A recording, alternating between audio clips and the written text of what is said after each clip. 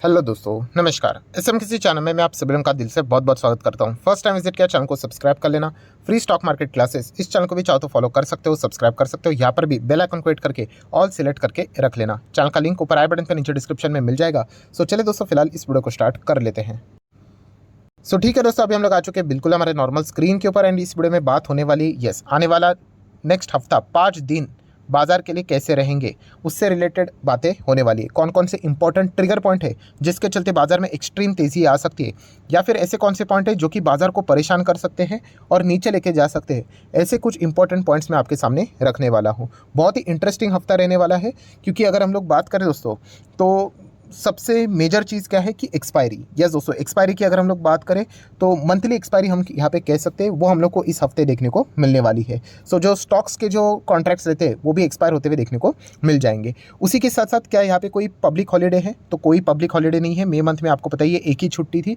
And उसी के साथ साथ जून की भी बात करें तो 28 जून को डायरेक्टली बकरीद की छुट्टी रहने वाले, उसके बीच में कोई भी छुट्टी नहीं। मतलब बाजार पूरे पाँचों के 5 दिन यहाँ पे चलने वाला है। एक्सपायरी रहने के चलते थोड़ा सा हम लोग को वॉलेटिलिटी भी देखने को मिल सकती है।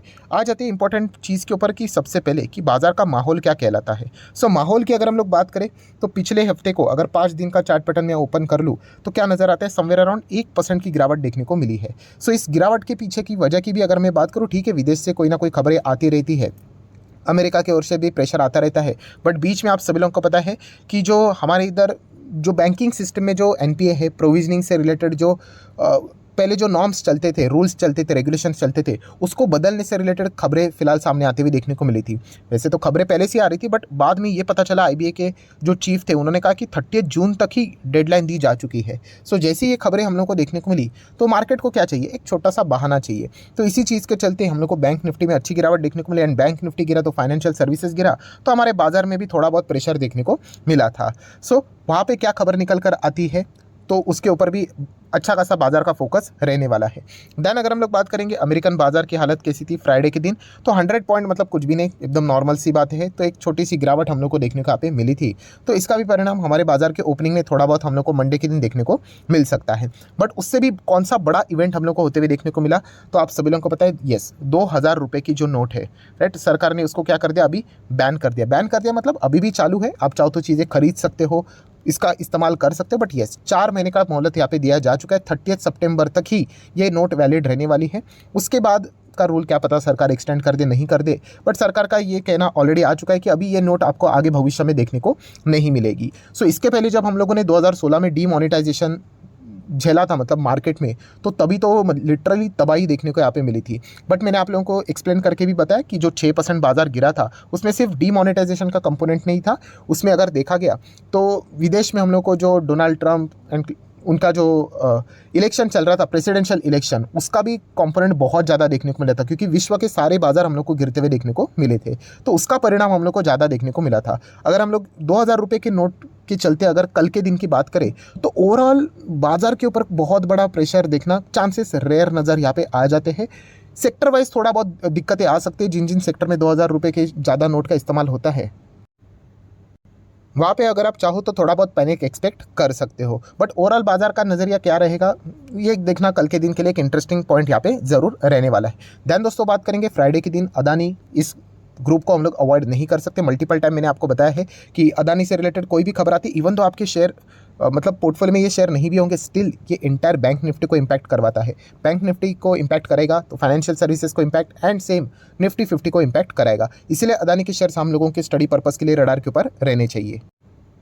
सो इसी बात को पकड़कर अगर मैं चीज़ों को कंटिन्यू करूँ तो आपको पता है कि फ्राइडे के दिन अदानी के जितने भी शेयर्स थे, आप देख सकते हो, सारे के सारे हरे निशान में देखने को मिले थे। ज़बरदस्त तेज़ी देखने को मिली थी। एंड इसके पीछे का रीज़न भी आपको पता है कि सुप्रीम कोर्ट से रिलेटेड जो 6 पैनल थी, उनको कोई एविडेंस यहाँ पे नहीं मिला। तो इसके चलते एक बाजार मतलब इन स्टॉक्स को तेज़ी का बहाना मिल गया, एंड ये स्टॉक्स हम लोग को अच्छे खासे से भागते हुए देखने को मिले। तो उसी के साथ साथ बैंक निफ्टी में भी हम लोग को आखिरी क्षण में अच्छी तेज़ी देखने को मिली। एंड बैंक निफ्टी अच्छा भागा तो इसलिए निफ्टी 50 में भी अच्छी तेज़ी हम लोग को देखने को यहाँ पे मिली थी। सो ये भी कुछ ट्रिगर पॉइंट्स हैं जो कि कल के दिन हम लोग को कंटिन्यू होते हुए देखने को मिल सकते हैं। देन दोस्तों बात करेंगे एज यूजुअल विदेश की। अगर मैं बात करें तो विदेश में भी क्या है, अमेरिका के ऊपर ही तो हमारा फोकस होता है। सो अमेरिका से 3 इंपॉर्टेंट खबरें दोस्तों आ रही है। सबसे पहले अगर हम लोग बात करेंगे डेप्ट सीलिंग, इसके ऊपर तो पूरे दुनिया का फोकस है।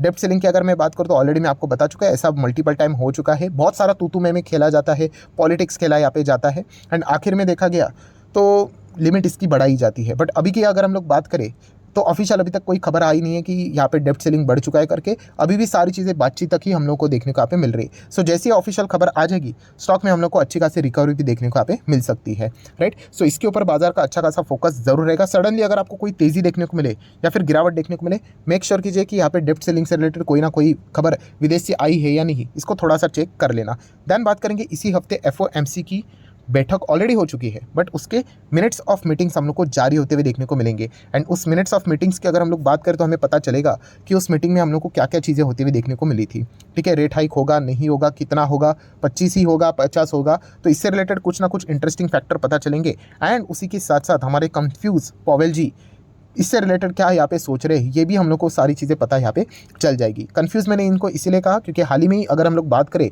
पिछले 1-2 दिन की यहाँ पे मैं बात कर रहा हूँ, तो इनके कुछ हम लोग को इंटरव्यूज़ देखने को मिले थे।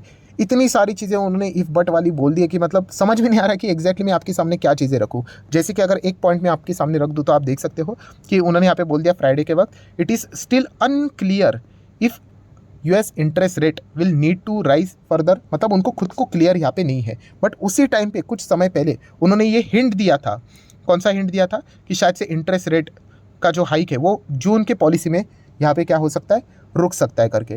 तो ऐसे हिंट भी देते हैं एंड उसी के साथ साथ ये भी बोलते हैं कि अनक्लियर है करके। तो कुछ समझ में नहीं आता है कि एग्जैक्टली किस चीज़ को हम लोग पकड़ कर बात करें, ठीक है। वैसे भी वो भी डेटा ड्रिवन ही है, बट अगर आपको नहीं पता है डेटा ड्रिवन है तो शांत रहना ही ठीक रहेगा। इससे अच्छा इस प्रकार की कोई हिंट देने से बेहतर। सो ये चीज़ें भी हम लोग को देखने को मिली जो कि बाजार को अच्छी तरीके से प्रभावित करेगी। एंड अमेरिकन बाजार को ही कंटिन्यू कर ले तो उनका GDP का डेटा भी इसी हफ्ते रिलीज यहाँ पे होने वाला है। सो ये कुछ ऐसे ट्रिगर पॉइंट्स हैं जो कि पूरे मार्केट को अच्छी तरीके से प्लस माइनस करवा सकते हैं। सो ये कुछ पॉइंट्स हैं जो कि आप नोट करके रख सकते हो। देन ब्रिटेन की बात करें, उनका CPI का डेटा, इन्फ्लेशन का डेटा सामने आएगा, उसके ऊपर भी आप चाहो तो फोकस यहाँ पे रख सकते हो। देन अगर हम लोग आगे आ जाते हैं तो Q4 के रिजल्ट का सीजन तो यहाँ पे चल ही रहा है, बहुत सारे कंपनी के नंबर अभी भी आना यहाँ पे बाकी है। सो इसके ऊपर भी बाजार का अच्छा खासा फोकस बना हुआ है। देन अगर हम लोग बात करेंगे FIS लगातार बाइंग करते ही जा रहे थे, हरा निशान ही देखने को मिल रहा था, बट अनफॉर्चुनेटली फ्राइडे के दिन लाल निशान देखने को मिला। हाँ, बहुत ही कम है, 113 करोड़ कुछ भी नहीं, बट एक मोमेंटम ब्रेक होते हुए देखने को मिल रहा है। ऐसा लग रहा था कि FIS बाई ही करेंगे क्योंकि उनके लगातार बाइंग के चलते बाजार को एक अच्छा सपोर्ट मिलता है, स्ट्रेंथ मिलता है। बट फ्राइडे के दिन हम यहाँ पे कह सकते हैं कि उनके ओर से नेट सेलिंग हुई है लगभग 100 करोड़ के आसपास की। सो क्या मोमेंटम यहाँ पे चेंज हो गया है या फिर वापस FIS यहाँ पे बाइंग करने के लिए आएंगे, ये देखने के लिए भी मंडे का दिन का इंतजार जरूर करना पड़ेगा। देन बात करेंगे क्रूड ऑयल तो 75, WTI की बात करें तो 71, तो अच्छा खासा रेंज में चल रहा है। RBI ने बताया था कि 105-106 तक मैक्सिमम टॉलरेंस लेवल है। सो उससे तो कोसों दूर हम लोग को क्रूड ऑयल देखने को मिल रहा है। तो इंडियन मार्केट के लिए ये भी एक पॉजिटिव संकेत देखने को मिल रहा है। देन अगर हम लोग बात करेंगे गोल्ड 62-63 तक जाते हुए देखने को मिल रहा है। सडनली जो ये 2000 रुपये का जो फैसला लिया गया है, आप सभी लोगों को पता ही है, लास्ट टाइम भी जब डिमोनेटाइजेशन हुआ था गोल्ड में बहुत सारा पैसा आते हुए देखने को मिल जाता है। एंड यही चीज़ हम लोगों को फिलहाल आने वाले समय में भी गोल्ड में देखने को यहाँ पे मिल सकती है। मतलब इनफैक्ट ऑलरेडी हो चुकी है, बट ज़रूर आप इसके ऊपर फोकस रख सकते हो। देन अगर हम लोग बात करेंगे बैड न्यूज़ हमारे लिए कौन सा, वापस हमारा इंडियन रुपी लगातार कमज़ोर हो रहा है। आप देख सकते हैं 83 के करीब जाते हुए देखने को मिल रहा है US डॉलर। सो US डॉलर लगातार स्ट्रांग होते ही जा रहा है और हम कमज़ोर होते जा रहे हैं। लास्ट टाइम भी प्रेडिक्ट किया गया था कि इंडियन रुपी 83 तक गिर सकता है, राइट। कब तक? By the end of December in this year 23। But उसके पहले ऐसा लग रहा है कि अभी हम लोग 83 के लेवल को टच कर लेंगे करके। सो ये बिल्कुल भी अच्छी बात नहीं रहेगी अगर इंडियन रुपी इतना कमज़ोर हो जाता है तो। देन दोस्तों अगर हम लोग बात करेंगे बिल्कुल आखिरी इंपॉर्टेंट पॉइंट के ऊपर, option chain. So option chain की बात करें तो हर एक लेवल, मतलब जो होल नंबर रहता है 18,200 की बात करें, 1800 की बात करें, 18,000 की बात करें, हर एक लेवल पे अच्छे खासे रेसिस्टेंस लेवल हम लोग को या सपोर्ट लेवल्स यहाँ पे अच्छे खासे देखने को मिल रहे हैं। एंड रेसिस्टेंस की भी बात करें 18,300, 400, 500, तो हर एक 100 के गैप के ऊपर अच्छा रेसिस्टेंस भी नज़र आ रहा है एंड सपोर्ट भी सामने आ रहा है। तो ऐसा कोई वाइड रेंज हम लोग को देखने को नहीं मिल रही। कभी कभी क्या होता है कि ऐसे 18,000 पे बड़ा लेवल रहता है और 18,500 पे बड़ा लेवल रहता है, तो समझ में आता है कि बाजार का दायरा है वो 500 पॉइंट का नज़र यहाँ पे आ रहा है।